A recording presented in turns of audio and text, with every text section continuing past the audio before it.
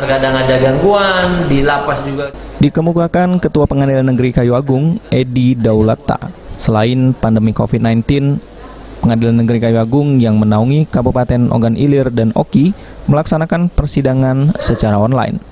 Namun persidangan online ini tidak berjalan secara maksimal dikarenakan adanya hambatan berupa gangguan sinyal sehingga membuat persidangan sering kali berjalan lama, bahkan tertunda sambil menunggu sinyal yang jelas. Guna menghadapi new normal, Pengadilan Negeri Kayu Agung masih menunggu surat petunjuk dari Mahkamah Agung untuk dapat melaksanakan sidang secara normal. Namun persiapan fasilitas untuk melaksanakan sidang secara normal dengan protokol kesehatan telah disiapkan dan dilakukan oleh Pengadilan Negeri Kayu Agung.